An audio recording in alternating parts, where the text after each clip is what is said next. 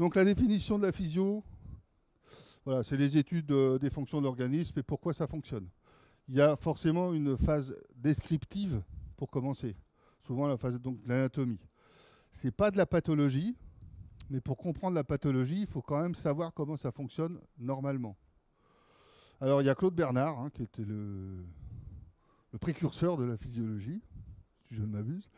Donc j'ai simplifié pourtant la phrase, hein, mais voilà. Science qui étudie les phénomènes vitaux élémentaires, leur mise en jeu en corrélation, pour aboutir aux manifestations vitales de l'être organisé.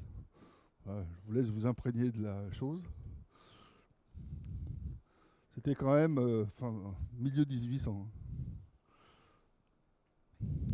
Alors l'unité de base de tout organisme, c'est la cellule, c'est l'unité fondamentale. C'est l'unité dans laquelle on peut diviser, la plus petite unité dans laquelle on peut diviser un organisme. Et malgré tout, elle a toutes les fonctions caractéristiques de la vie. Je reviendrai là-dessus tout à l'heure. Les autres caractéristiques, c'est que toute cellule provient d'une autre cellule. Alors la première, je ne sais pas comment elle est arrivée. Hein. Et tous les êtres vivants sont faits de cellules, un assemblage de beaucoup de cellules. C'est les cellules qui ont des propriétés similaires, qui forment des tissus. Voilà, un être humain, donc vous avez quelque chose comme 100 000 milliards de cellules. Ça fait un bon paquet quand même. Hein. Chacune de ces cellules est un être vivant. Si on la met dans des conditions optimales, elle va pouvoir vivre, faire sa vie. Et donc donner d'autres cellules, par exemple, aussi. Alors donc les cellules ici, c'est une peau de grenouille. Hein.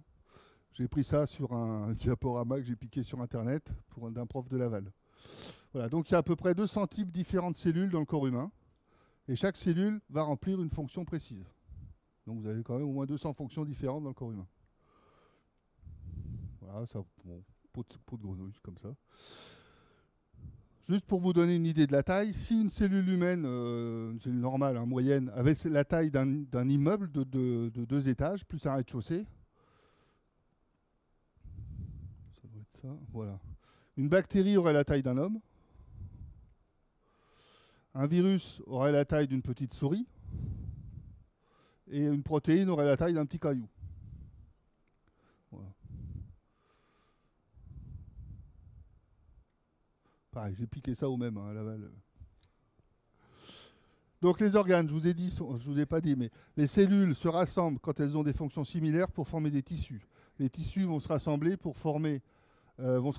dans des proportions variées pour remplir plusieurs fonctions. Ils vont se rassembler soit en forme de feuillets, les uns sur les autres, comme la pâte feuilletée, soit pour former des tubes, comme certains vaisseaux, soit pour former des couches, comme au niveau de la peau.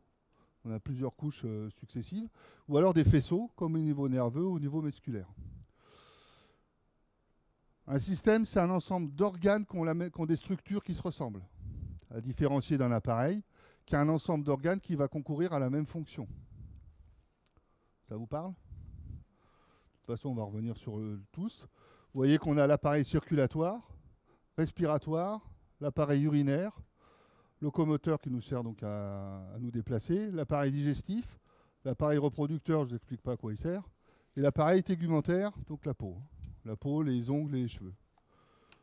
Et par opposition au système nerveux, au système immunitaire ou au système endocrinien. Alors je ne vous ai pas mis l'oreille là-dedans, qui s'apparente plutôt au système nerveux. Voilà, et tout ça permet donc d'assurer les grandes fonctions de l'organisme. Ce qui va nous intéresser, nous, en plongée, jusqu'au guide de Palenquet, donc là, les appareils circulatoires, respiratoires, le système nerveux, et le système endocrinien un petit peu. Et puis pour vous, on vous a rajouté, là, grâce à Anne, le système immunitaire. Oui. Ici. Système, c'est un ensemble d'organes qui ont une structure analogue. Le système nerveux, les nerfs les nerfs sont différents. Le système musculaire, les muscles sont différents. Il y en a des longs, il y en a des plats, il y en a des plus gros que d'autres. Il y en a qui sont associés à plusieurs. Ça forme un système. Et si on associe le système musculaire au système osseux, par exemple, ça va concourir à former l'appareil locomoteur. C'est mieux comme ça ?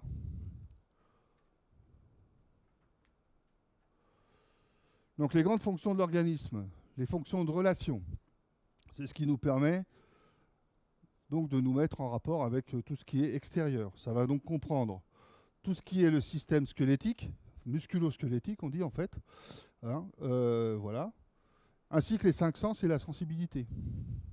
Ça nous permet de voir, ça nous permet de sentir le chaud, le froid, ça nous permet d'aller chercher quelque part, voir ce qui se passe ailleurs. Les fonctions de nutrition, il faut bien se nourrir. Donc ça comprend évidemment la respiration, puisqu'on se nourrit d'oxygène et on va rejeter du gaz carbonique. Ça comprend la fonction digestive, ça évidemment c'est le plus clair. Et la circulation qui permet d'emmener partout où c'est nécessaire les nutriments. Et puis d'emmener là où on va les évacuer, les déchets. Justement, qui vont permettre d'être excrétés grâce à la fonction excrétrice. Ça tombe bien. Et pour que tout ça fonctionne, il va falloir réguler le système. Les systèmes, tout l'ensemble. C'est ce qui donc les fonctions de régulation assurent un bon fonctionnement des organes. Ça s'adapte selon les besoins.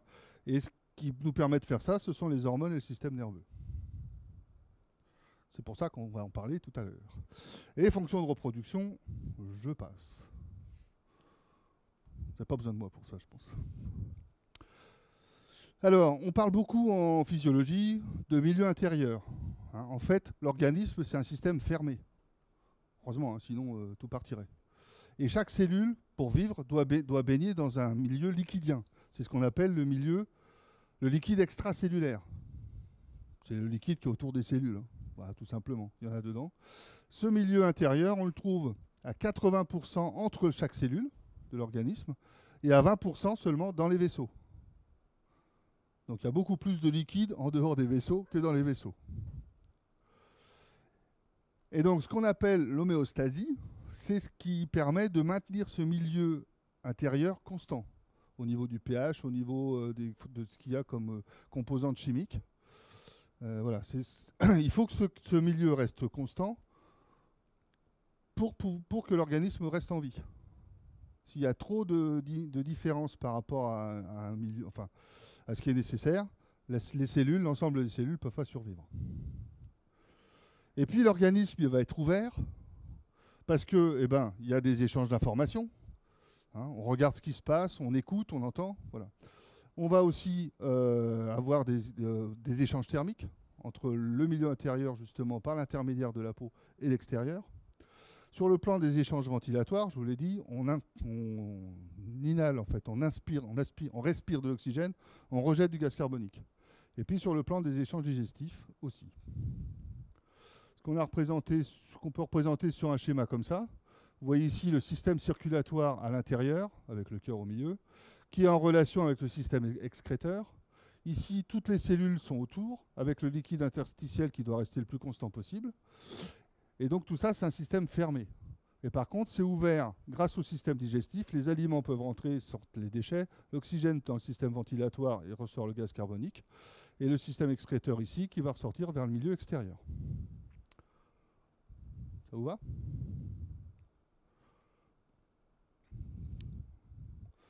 Les cellules, on peut admettre qu'il y a deux types d'activités. Comment ? En arrière ?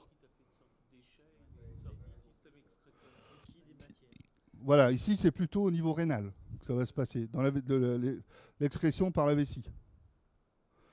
Et ici c'est plutôt les matières fécales. Reste soft. Donc les cellules, deux types d'activités. Essentiellement, elle va faire tout ce qu'elle peut pour survivre. C'est normal. Et puis, elle va avoir aussi une activité qui va en interaction avec les autres cellules du même tissu pour faire en sorte que le tissu survive lui aussi. C'est le tout qui va contribuer à la survie de l'organisme lui-même. On connaît un certain nombre de fonctions qui sont nécessaires pour la survie. Voilà. Donc l'extraction de l'oxygène, des nutriments, la fourniture d'énergie, la synthèse des protéines, d'autres substances qui vont permettre justement l'activité de la cellule. Ça va trop vite ? C'est écrit en même temps.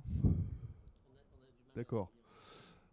Je vais essayer de ralentir. La reconnaissance donc des modifications environnementales, que je vous disais tout à l'heure, le contrôle des échanges de matière entre la cellule et l'environnement, Et puis le transfert de matière d'une partie à l'autre de l'organisme, qui se fait donc par le système circulatoire, mais aussi par le système digestif.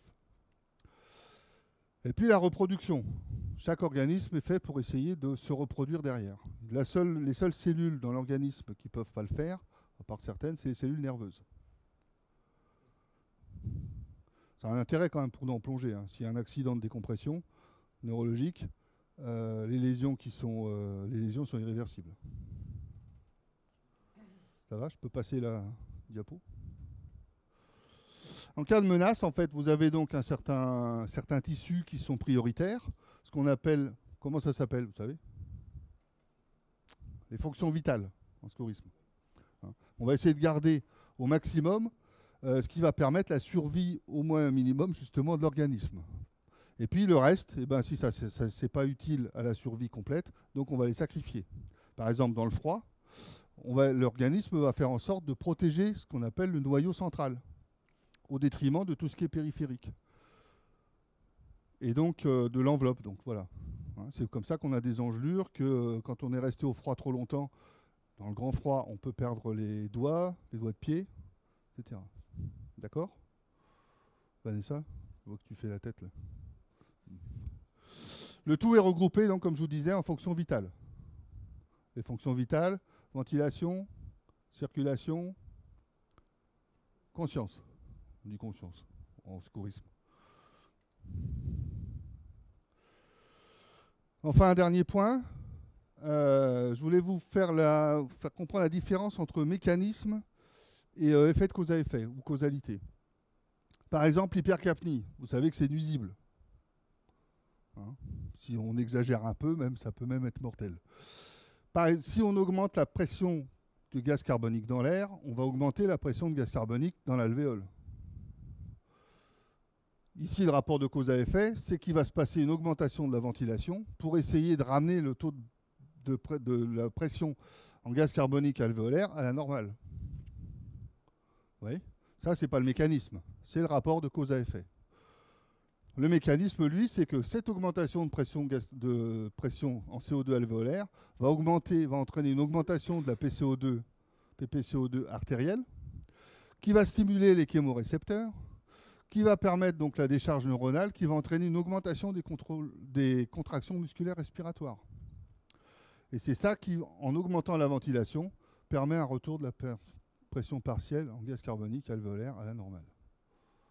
Ça colle ? La décharge neuronale, c'est la stimulation des nerfs. Hein, on va en parler tout à l'heure, justement, quand on fera le système nerveux. C'est les nerfs qui vont commander les muscles, qui vont pouvoir justement augmenter la ventilation. Donc c'est le système de commande. La décharge neuronale, c'est comme quand tu allumes ton électricité. Tu fais passer l'électricité dans le nerf au lieu de le faire passer là dans le circuit électrique. C'est mieux ?